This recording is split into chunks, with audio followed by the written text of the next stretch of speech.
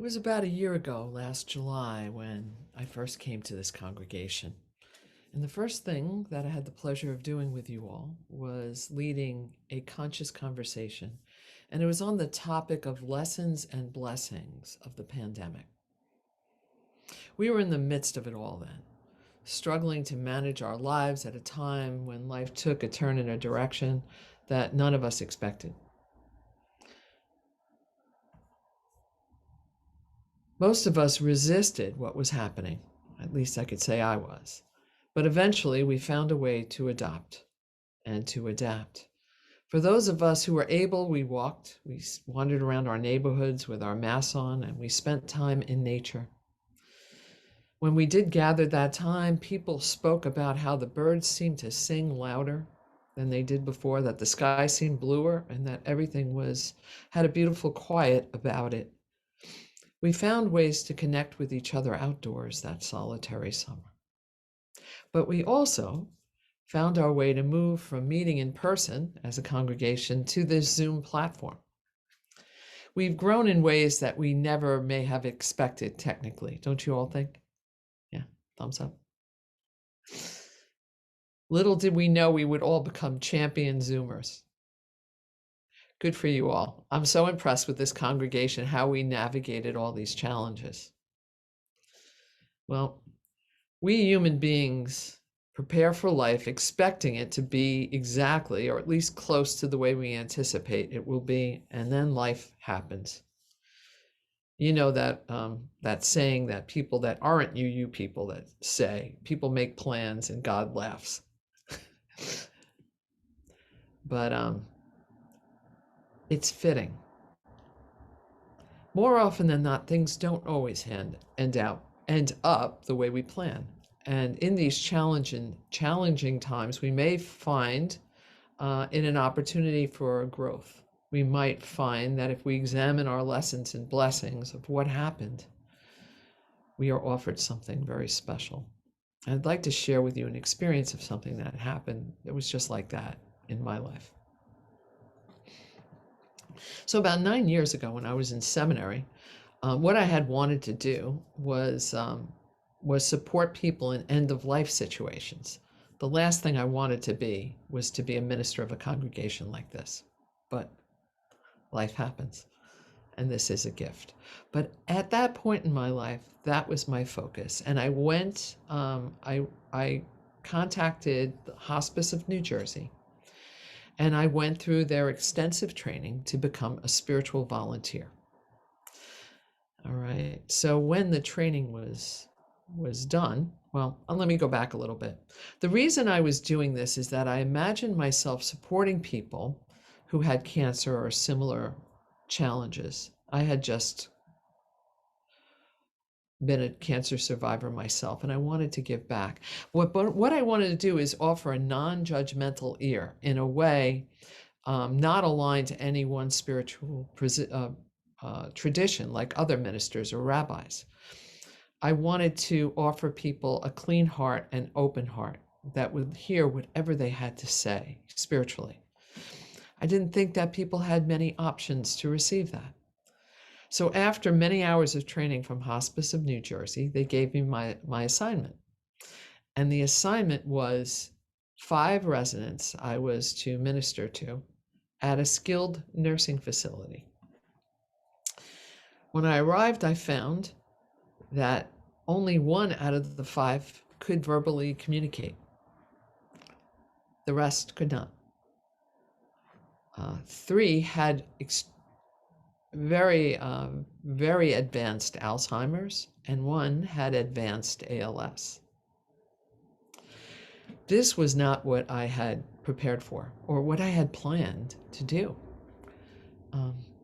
Both my parents had a similar form of the disability that Alzheimer's offers people at the end of their lives, and it broke my heart. My parents had passed. So this new task was a difficult one for me to face. But I said yes, and this is what I signed up for, so I did my best. And I started to do this service. So there was one person in the group of 5 who could speak. And we had a wonderful experience. And I was able to listen to what she needed to share. And she passed 3 weeks into this experience of being with them. And I was left with the other 4 people. Of the 3 folks with Alzheimer's, I was a little lost as to what to do because they couldn't communicate at all. And they were not coherent, really. But one person, I was told by the head of hospice, she said, this woman loves the song Somewhere Over the Rainbow. So I really suggest you go in and just sing Somewhere Over the Rainbow to this woman. And I felt kind of foolish doing this, but I said, okay, if this helps her, if this makes her happy, I'll do it. So I went there and I would sing, and I would hope nobody would hear me. And I would sing Somewhere Over the Rainbow to this woman. And I would sit and visit with the other folks. And then there was the woman with ALS. And I'm going to give her the name of Jackie to protect her privacy. So Jackie had no control over her speech, over the ability to speak, or any of her movements, except the only control she had was with 3 fingers of one hand. And with those 3 fingers, one hand, she was able to communicate by writing 1 letter at a time on a piece of paper. So Jackie and I began our process of getting to know each other, me by speaking and Jackie by writing very slowly her words. Jackie was extraordinary. She was in her early 60s, probably the same age as me, where I am right now when I met her. She was clearly very intelligent. She was a former teacher, and she had a lot to say. She wrote about her family. She loved sports. She loved tennis. She loved Billie Jean King. And Jackie was a Roman Catholic. And the first time I visited her, when I first met her, Ash Wednesday was coming up that week, and she had asked me, since I was clergy, if I could administer her ashes. And since I wasn't Roman Catholic, that wasn't something I could do, so I arranged for a Catholic priest to come and do that for her. Time passed, we got to know each other more and more. Jackie writing, and me learning patience as I waited for the words to be slowly written on this piece of paper. A few months into volunteering with hospice and knowing Jackie, the relationship that I was in came to an end, and I was feeling sad, and I needed a little time to process that. So I took off a week or 2, and then I went in to see Jackie and the other folks I was visiting. And I apologized for not being around, and Jackie asked me where I was and what was going on, and I explained very loosely what was going on. I said, yeah, I had a relationship. It came to an end. I felt sad, and I need a little time. She said, oh, I understand. Tell me more. And she was prodding to know more about my relationship. So I told her a little, but doing everything I could to not let her know that the relationship was with a woman, right? And finally, Jackie said, she kept at me. She said, what was their name? So, what was their name? And I said, I give up. I was nervous because Jackie was Roman Catholic. And I said, she's gonna not go, this is not gonna be good. And I told her, I said, well, their name is Michelle. It's she. And she started to write out 1 letter at a time. I thought we were family. Now look at this. I thought we were family. And if any of you have gay friends, you'll know that expression means we're the same, we're family. You could have knocked me over. You could have I was so shocked. And I looked at her, I said, you too? You too? And she couldn't really smile. She couldn't smile. She couldn't laugh, but I could tell in her struggling of emotions that she was feeling joy and laughing as best as she could. And I started joking with her. I said, "Is it the way I walk that you thought that we were family?" I started, and I said, and we're going back and forth about this, and I could see the joy, and I'm laughing, and she's asking me questions, and it was an amazing connection. I just was flabbergasted. And then I said to her, "Well, how about you? What's your relationship?" And she started to do something that sounded like howling. Her heart was so broken that it was like such a heartbreaking howl that came out of her. I couldn't console her. And she said, "I'm sorry, I have no control over my emotions," she wrote. There's no need to apologize. And she calmed, and we continued to write our letter. She continued to write me questions, and I spoke, and our relationship deepened. And it was quite a phenomenal experience for me. Our friendship went on for as long as I was a volunteer with hospice.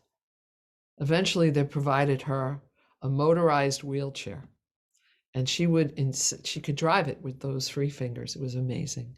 And she would insist on accompanying me to the door.